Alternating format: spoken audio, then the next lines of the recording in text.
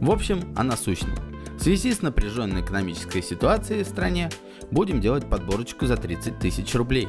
Я думаю, что в регионах сейчас это оптимальная сумма, при которой не надо будет задумываться о продаже почки, крови и прочих полезных и не очень запчастей своего тела. При этом в эти цифры можно уместить не только рабочую станцию, но и поиграть, пусть не везде одинаково красиво, зато во вполне себе современные игры. Я хотел бы знать, сколько стоит это. Итак, отойдем от лирики и перейдем к нашим расчетам. Первым пунктом у нас идет основной ценообразующий элемент нашей сборки – это видеокарта.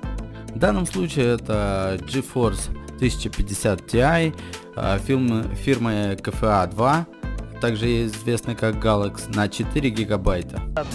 Может ее обоссать? Вот говно, сука, сраное просто. Вот говно есть? Кусок говна. Следующим пунктом у нас идет процессор Intel Core i3 7100 с тактовой частотой 3900 МГц и кэш-память третьего уровня 3 мегабайта. Это говно, которое нужно выйти и обоссать. Также мы возьмем бюджетную материнскую плату Asus H110M-A/M.2. Она поддерживает память DDR4 2133 МГц и, как вы, наверное, догадались из названия, поддерживает флеш-накопители M.2. Ее нужно обоссать. Оперативную память берем на 8 гигабайт Kingston DDR4 2133 МГц. Пиздец, нихуя себе.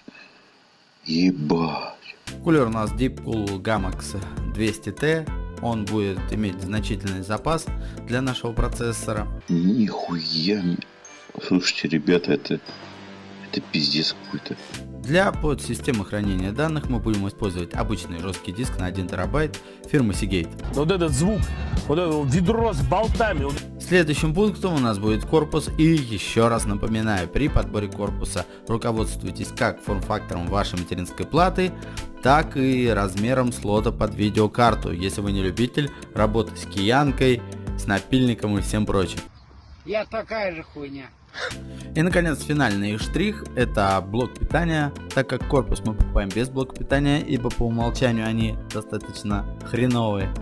В данный момент это у нас Aerocool VX400 на 400 Вт. Для нашей сборки это будет просто за глаза. Ты втираешь мне какую-то дичь. В Москве на данный момент эта сборка обойдется порядка 28 тысяч рублей вместе с дорогой, доставкой и прочими ништяками.